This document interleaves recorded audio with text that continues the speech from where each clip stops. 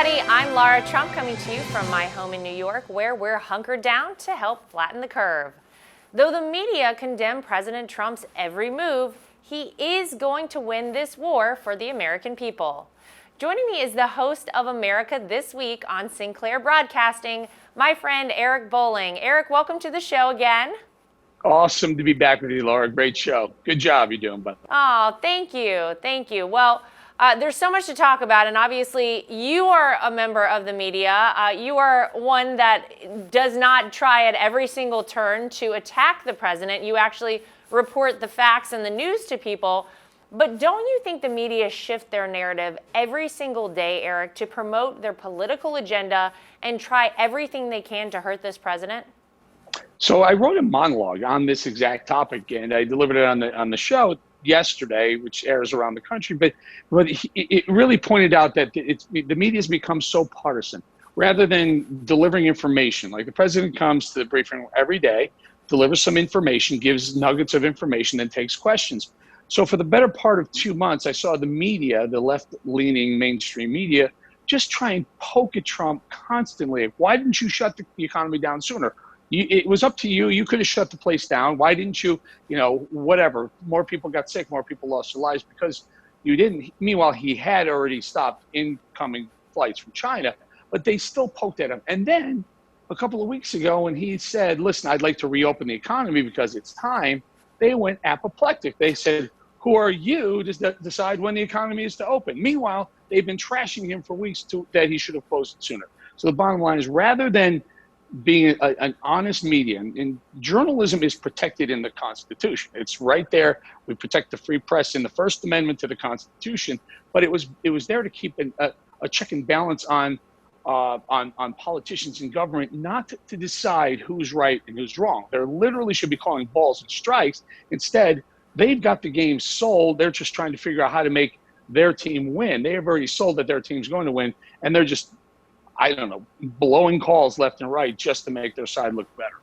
Yeah, but to your point, by the way, Eric, we see the president every day at these press briefings. I think he's missed one. I think he took one day off this entire pandemic situation that we've been in. He stands up there for 2+ hours a day, answers every single question from this hostile press poll. These people that are looking at every single turn to try and attack him and find anything he says that they can blow out of proportion and skew to try and make him look bad.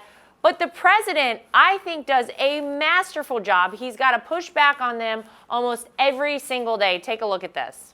Those people have been just absolutely excoriated by some of the fake news, like your CNN, your fake news. And let me just tell you, they were excoriated by people like you that don't know any better because you don't have the brains you were born with. You should be praising the people that have done a good job. All right, so there he is. I mean, listen, he lets them have it. But this is why it's the best show on earth, right? It is. I mean, it's literally must see. My wife and I sit there and go, is it 5:30, 5 o'clock, 5:30? Yeah. Because you got to turn on the briefing because it's a routine. You watch the briefing, you go have dinner, and then you go put on a movie. You put Netflix on and watch Tiger King or something. But it really is great.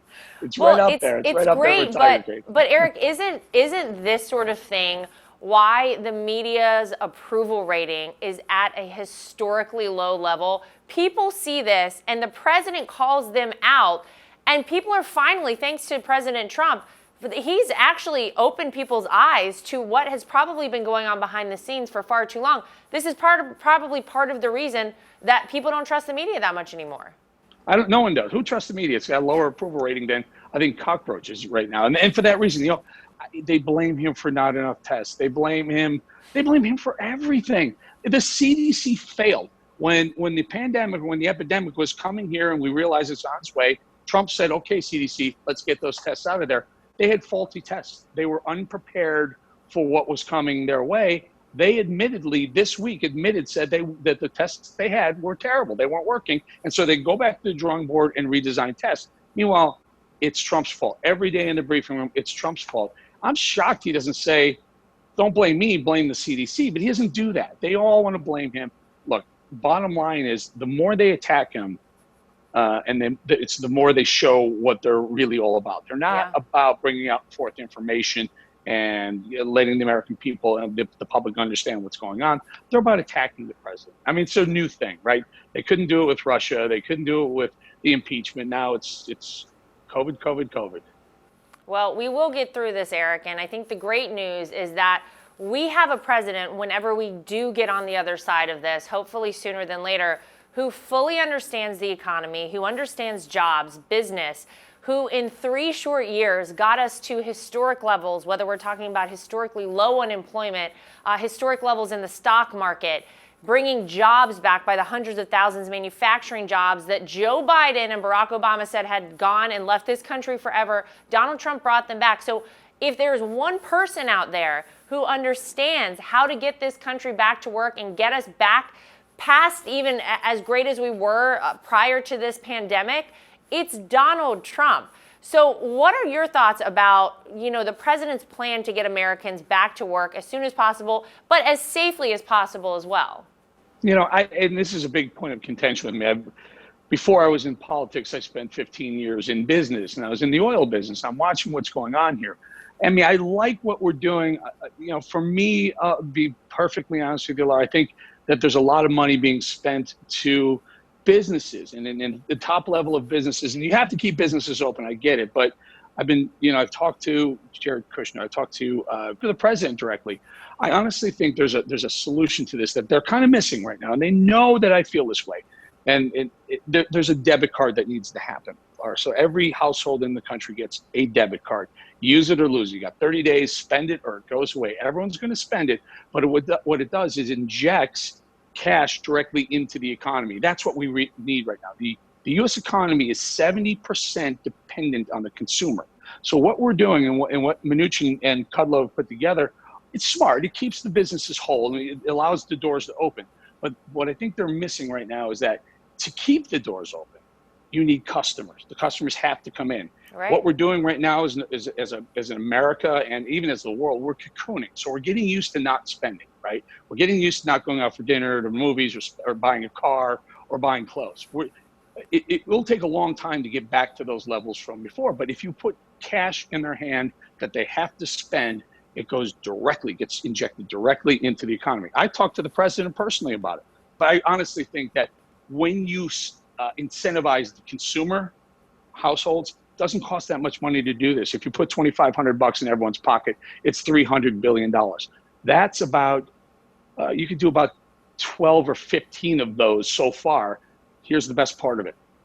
Call it the Trump card. You got this debit card. It's called the Trump card. The Democrats would love that, Eric. Could you imagine? But you know what? It's the way I like putting money in people's hands versus CEOs' hands. Let's put it that way. I hear it. Well, it's a great idea, and obviously now that you've passed it along to the president, we'll see what happens with that. But I do want to ask you. I've asked all the guests that we've had on the show since everyone's been locked down and quarantined. How has life changed for you? How's it going? Are you staying sane? Any tips for any of us out there? What can you tell us about your quarantine situation? So the quarantine situation is thusly. My wife and I used to go out to dinner quite a bit. Charleston, South Carolina, beautiful restaurant. Amazing restaurants in Charleston, yes. Right. Now we do it in parking lots. So you go to your favorite restaurant, they have takeout, and you take it. We've been eating in the car, just sitting there. Eric and I haven't done that. My husband, Eric, that's a good idea. We go to sushi a lot, and I bring my own sake. I heat it up. I put it in a thermos, and I sip sake out of a thermos while eating sushi in a car with my wife. That's what we do. Listen, desperate times call for desperate measures, but you're getting the sake and you're getting the sushi in. We love it. Well, Eric, as always, listen, thank you for joining us, and thank you every day for reporting the real news out there to the people of this country, and we appreciate you being with us today. We appreciate your father-in-law. We appreciate the president. I asked Kellyanne Conway yesterday, I go, how on air, how is he doing? How is he doing? Because no one realized he's got the weight of not only the country on it, he's got the weight of the world on his shoulders. And I just said, how is he? Is he okay? And she's like, thank you for asking. No one really asks about that, but yeah, he's the right guy. We're glad we have him there. He is. All right. Well, thank you for being with us today, Eric. Thanks for having me, Laura. Don't listen to the fake news media. People know President Trump is the right man to protect the American people and restore our economy. That's the real news for today. If you'd like to get involved with Team Trump, go to donaldjtrump.com or download the official Trump 2020 app on the App Store on your iPhone or on Android from the Google Play Store. I'm Laura Trump, coming to you from my home in New York, encouraging you to stay safe throughout this crisis. Thanks for joining us, everybody.